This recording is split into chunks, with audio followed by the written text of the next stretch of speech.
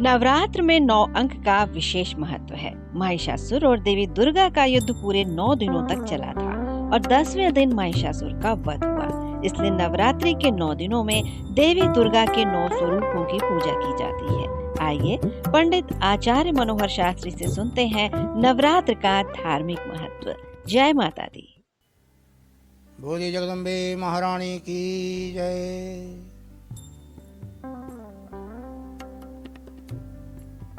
प्रिय बंधुओं, मैं मनोहर शास्त्री, राधा कृष्ण मंदिर बरखड़ी भोपाल,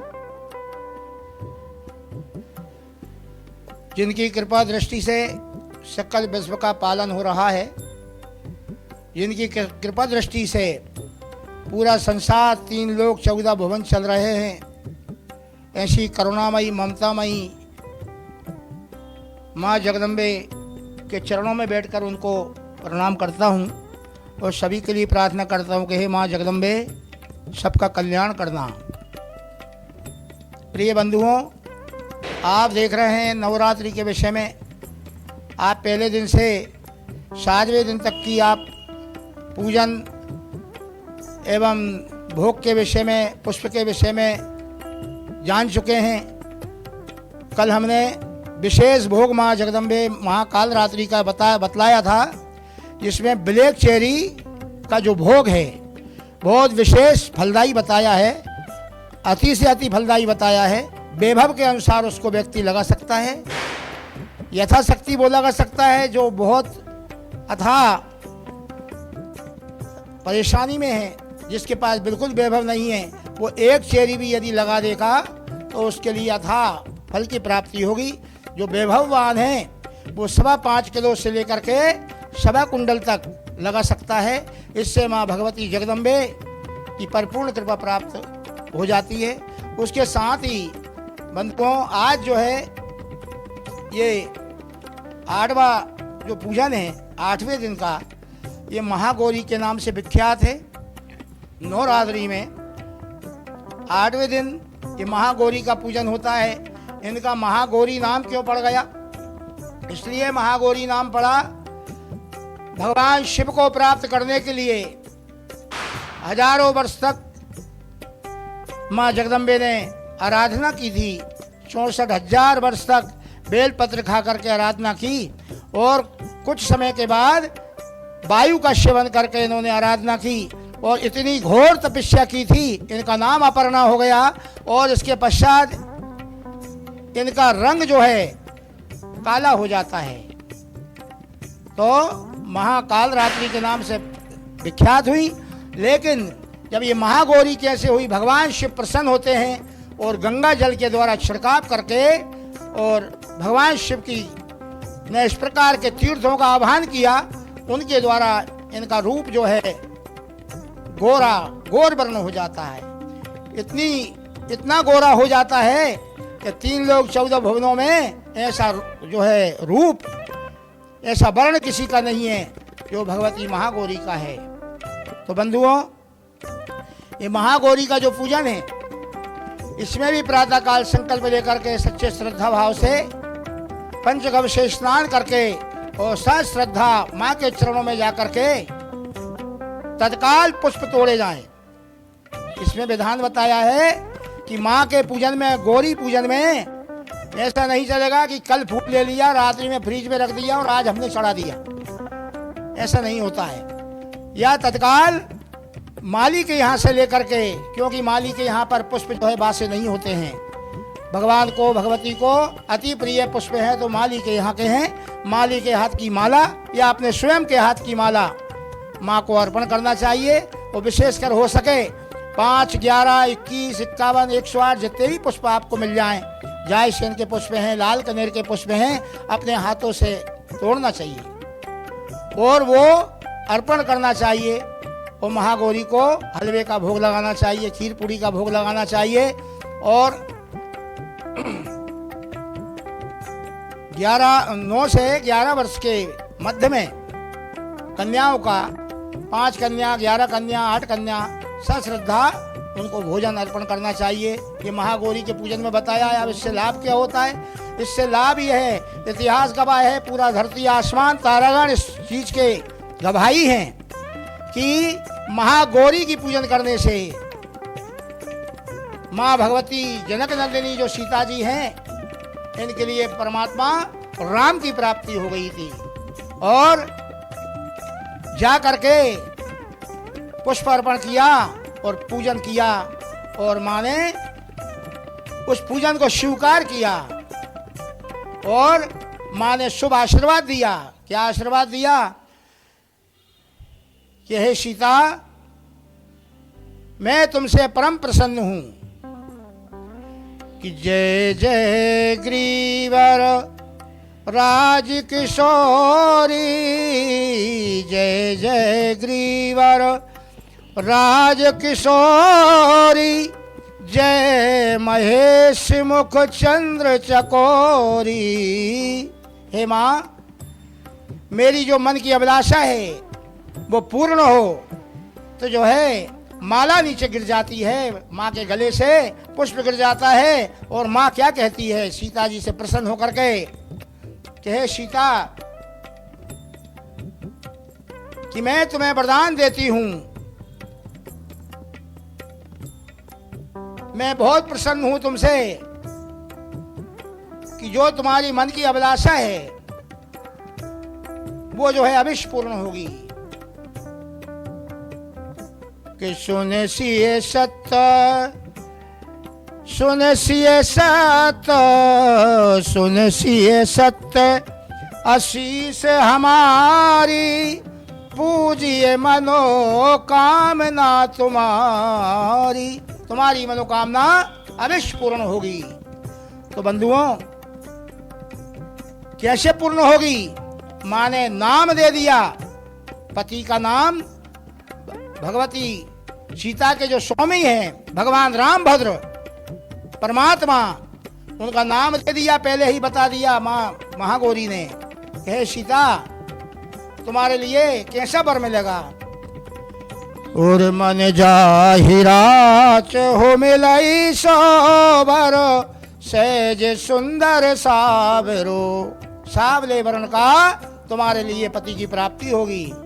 मन जाहिराच हो मिलई सोबर, सहज सुंदर सावरो, करुणा निधान सुजान शील, करुणा निधान उनका नाम होगा।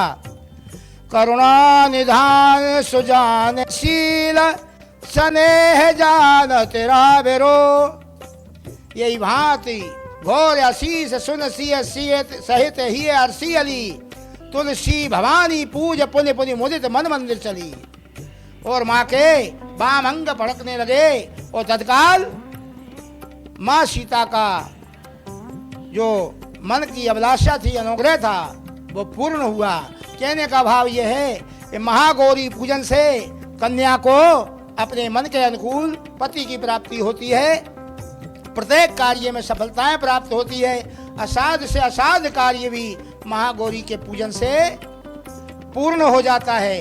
और जिनके द्वारा परिवार में किसी के भी द्वारा अच्छे भाव से यदि माँ का गौरी जी का पूजन हो जाता है, उस वंश की वृद्धि कभी जो है कमी नहीं आती है। धरती आसमान तारागण रहते हैं जब तक उस घर की वंश की परंपरा वंशावली चलती रहती है। और ये भी बताया है देवी पुराण के अंदर कि ये पूजन करने से पति तो अनुकूल प्राप्त होता ही है, पति पत्नी में प्रेम की पराकाष्ठा तक जो है पहुंच जाते हैं, वो प्रेम में कमी नहीं आती है। इतना पवित्र प्रेम, इतना परिपूर्ण प्रेम रहता है। और पति पत्नी के बीच के मतभेद भी जो है कभी नहीं होते हैं। सदैव प्रेम से पूरा जीवन उनका जो है निकलता रहता है। और सत्संग में और माँ के पूजन में सदैव रुचि रखना चाहिए, ऐसा मेरे मन का भाव है। और मुझे पूर्ण विश्वास है कि आप जो है महागौरी का पूजन अवश्य करेंगे। और अपनी कन्याओं से भी मेरा निवेदन है आपसे, जहाँ जहाँ भी अपनी घर में जो कन्याएं रहती हैं उनको ये पूजन जरूर बताया जाए। ये रामायण में बाल कांड में दोहा नंबर 232 से 236 तक ये जो है पूजन गौरी जी का होता है। और जो भी कन्याएं इस पूजन को करती हैं, अभी मत मानिए, लेकिन करने के बाद आपको पता चलेगा। जैसे संबंध नहीं हो रहा है, 1 वर्ष के अंदर भगवती जगदम्बे अविष्ट कृपा प्रदान करेंगी और मन के अनुकूल पति की प्राप्ति होगी। सोमवार का व्रत बतलाया है इसमें गौरी पूजन में, और जो है सोमवार का व्रत और इसके पश्चात जो है ये गौरी जी का जो पाठ है, दोहा नंबर 232 से 236 तक, जय जय गिरिवर राज किशोरी, जय महेश मुखचंद्र चकोरी, यहाँ से लेकर के वाम अंग फरकन लगे, यहाँ तक दोहा नंबर 236 तक जो पाठ पूजन करते हैं या करती हैं, उनकी कामनाएं सिद्ध होती है। इसमें किसी प्रकार का संदेह नहीं है।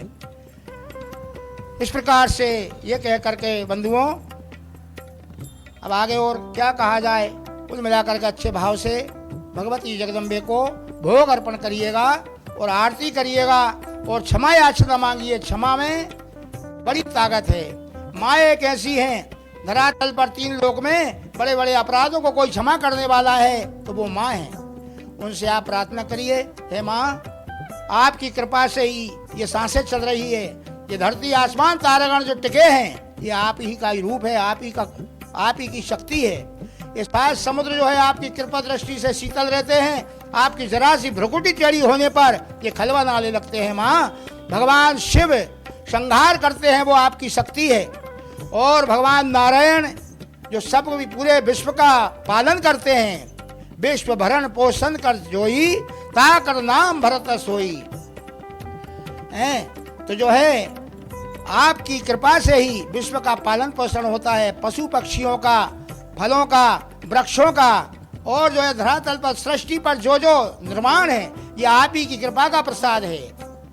तो माँ, सभी पर आपकी कृपा दृष्टि बनी रहे और जब तक धरती आसमान तारागण रहे, माँ आपकी गुणानुवाद भक्तगण गाते रहें। और आप तो ऐसी है माँ कि आप तो पापी पर भी कृपा कर देती हैं, विरोधी पे को भी उसका मनोरथ पूर्ण करने के लिए तत्पर हो जाती है और उसकी कामना सिद्ध करती है। वो किसी भी रूप में आपके सामने आया है, उसका कार्य जो है अवश्य आपने करा है माँ। और जो भी माँ की शरण में रहता है वो भय से बिल्कुल मुक्त रहे, क्योंकि ऐसा भय धरती पर ईश्वर ने बनाया नहीं है जो माँ का भक्त भयभीत हो जाए। माँ के भक्त को जो भयभीत करता है वो स्वयं भयभीत हो जाता है। माँ उसको भयभीत कर देती है और उसके सभी कार्यों को बिगाड़ देती है। इसलिए मेरा निवेदन है, माँ के तो सभी जो है पुजारी हैं, माँ के सभी दास हैं, लेकिन प्रेम का भाईचारा रखिएगा, अच्छे भाव रखिएगा और मतभेद आगे नहीं बढ़ने देता है व्यक्ति को। बंधुओं, अच्छे भाव से भक्त की तरह, दास की तरह वार्तालाप करना चाहिए, सत्संग करना चाहिए, मंदिर में रोज जाना चाहिए। क्यों कि घंटी बजाने वाले का भी फल है, लीपने वाले का फल है और झाड़ू लगाने का फल है, हर चीज का फल है। झूठन जो रहती है, पत्तल अपन कन्याओं को भोजन कराते हैं, कन्याओं की भोजन का झूठन उठाने का किसी को फल मिल जाए तो उसका फल बताया है वशिष्ठ पुराण के अंदर, ब्रह्म वैवर्त पुराण के अंदर बतलाया है कि उसके जितने पूर्वज हैं, सभी पूर्वज जो झाड़ू लगाते, जितने कण जो है मंदिर में उड़ते हैं, वो सभी पूर्वज जो है परमात्मा के धाम में प्राप्त हो जाते हैं। इसलिए बंधुओं, अनंत भगवान की कथाएं हैं, मोक्षदायिनी माता है, जीवन को देने वाली माँ है और भय को मिटाने वाली माँ है और कृपा दृष्टि को बरसाने वाली माँ है। इसीलिए इनका नाम ममतामयी, करुणामयी है और महागौरी नाम भी इनका आया है। और आगे आपसे और बात होगी जो सिद्धिदात्री के नाम से बतलाया जाएगा आपके लिए, वो उसके लिए आप कल तक रुकिएगा, आपके लिए बताया जाएगा। और अच्छे भाव से आज जो है पूजन करके और 9 आहुति ओम ऐं ह्रीं क्लीं चामुंडाय विच्चे महागौरी नमः स्वाहा, इस मंत्र के द्वारा आप जो 9 आहुति दें, घी की, शुद्ध घी, गाय का घी होना चाहिए, उससे जो है सुंदर आहुति दीजिए।